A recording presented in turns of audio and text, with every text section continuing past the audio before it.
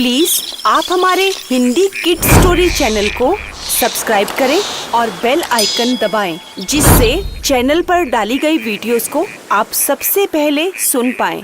और अगर आपको ये कहानियाँ अच्छी लगे तो उन्हें लाइक और शेयर करना ना भूलें। हेलो बच्चों, कैसे हो आप सब?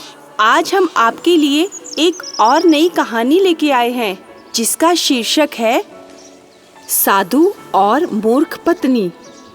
मंगलापुर एक बहुत छोटा सा गांव था। उसी गांव में एक साधु और उसकी पत्नी रहते थे। वह दोनों काफी समय से अकेले थे, क्योंकि साधु के घर में बहुत सालों से कोई भी पुत्र या पुत्री नहीं थे। अब बहुत समय बाद उनके घर एक संतान पैदा हुई, जो एक पुत्र था। आज साधु बहुत ही खुश था, क्योंकि उसके घर बहुत सालों के बाद एक संतान ने जन्म लिया था। और वह साधु भगवान का शुक्रिया अदा करने के लिए मंदिर की ओर जा रहा था। अपनी पत्नी से बोला, आज मैं बहुत खुश हूँ और भगवान का शुक्रिया अदा करने के लिए मैं मंदिर जा रहा हूँ। तुम अपना और बच्चे का ध्यान रखना। यह कहकर वह मंदिर की ओर चला गया। अब वह जैसे ही जा रहा था, रास्ते में उसे एक मादा नेवला दिखी, जिसने अभी अभी बच्चे को जन्म दिया था और बच्चे को जन्म देने के उपरांत उसकी मृत्यु हो गई। अब यह सब कुछ साधु देख रहा था। उसे बहुत अचंभा हुआ। अरे, एक छोटा सा बच्चा बिना माँ के कैसे रहेगा? यह नेवले का बच्चा तो माँ के बिना मर जाएगा और अभी जंगल से चील कौवे निकलकर इसे उठाकर ले जाएंगे और तुरंत मारकर खा जाएंगे। यह सोचकर साधु ने उस नेवले के बच्चे को अपनी गोद में उठा लिया और मंदिर से भगवान के दर्शन करने के उपरांत वह घर लौट आया और आकर अपनी पत्नी से बोला, सुनो, यह नेवले का छोटा सा बच्चा है, बिना माँ के कैसे रहता, इसीलिए मैं इसे अपने साथ घर ले आया हूँ। और साधु ने अपनी पत्नी को जंगल वाली सारी घटना बताई। उसकी पत्नी ने कहा, तुमने ठीक किया, यह बेचारा तो मर ही जाता। कोई बात नहीं, अपने बालक के साथ साथ मैं इसकी भी सेवा करूँगी। अब वह रोज़ाना उस नेवले के बच्चे को दूध देती और अपने बच्चे के साथ साथ उसका भी पालन पोषण करने लगी। धीरे धीरे बच्चा और नेवला धीरे धीरे बड़े होने लगे, लेकिन वह अपने बच्चे का खास ध्यान रखती थी, क्योंकि उसे मालूम था कि नेवले के दांत और नाखून बहुत तेज हैं। कहीं बच्चे को नेवला खा ना जाए या उसको दांत ना मार दे, इसीलिए वह अपने बच्चे को उससे बहुत दूर रखती थी। अब एक दिन सारा काम करने के बाद साधु की पत्नी ने अपने पति को आवाज़ दी और बोली, सुनिए, मैं नदी से पानी भरने जा रही हूँ। तुम बच्चे का ध्यान रखना, वह अकेला है और पालने में सो रहा है। मैं बस थोड़ी देर में ही आ जाऊँगी। यह कहकर साधु की पत्नी नदी की ओर चली गई। अब जब काफ़ी देर हो गई, वह वापस नहीं लौटी, तो साधु को मंदिर जाना था।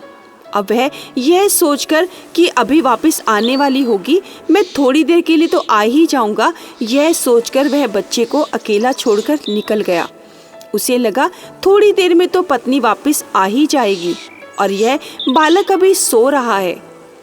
उसके उठने तक उसकी पत्नी वापस लौट आएगी, यह सोचकर वह भी निकल गया। अब पीछे से घर में वह नेवला और उसका बच्चा अकेले थे। अब जब काफी देर हो गई, उसके घर में एक जहरीला सांप घुस आया। अब जब नेवले ने उस सांप को देखा, तो वह सांप उस बच्चे के पालने की ओर ही जा रहा था। अब उस नेवले ने सांप पर हमला कर दिया और उसे लहूलुहान करके मार दिया और उस बच्चे की उसने रक्षा की। अब वह सांप मारा गया। अब काफ़ी देर हो गई, जब उसकी पत्नी वापस नहीं लौटी, तो नेवले के बच्चे ने सोचा कि मैं नदी की ओर जाकर अपनी माँ को सब कुछ बता आता हूँ कि देखो, आज मैंने इस बालक की रक्षा की है। यह सोचकर वह नेवला नदी की ओर चला गया। अब यह क्या, रास्ते में वह साधु की पत्नी वापस लौट रही थी। अब जब उसने नेवले की तरफ देखा तो वह तो लहूलुहान था। उसके मुंह पर और उसके बदन पर सारा खून लगा हुआ था। उसकी पत्नी एकाएक डर गई। उसने सोचा, घर में मेरे ना होने के कारण लगता है यह नेवले ने मेरे बालक पर हमला कर दिया है और उसे लहूलुहान करके यह भाग रहा था। अब नेवले पहले कुछ कह पाता, इसके उपरांत ही वह उस पत्नी ने उस पर पानी का मटका फेंक दिया और कहा, आज मैं तुझे जीवित नहीं छोड़ूंगी। मुझे जिस बात का डर था वही हुआ, तूने मेरे बालक को मार दिया। यह सोचकर वह बड़बड़ाती हुई उस नेवले पर वही पानी का भारी भरकम मटका फेंककर चली गई और नेवला भी उस पानी के मटके के नीचे आकर मर गया।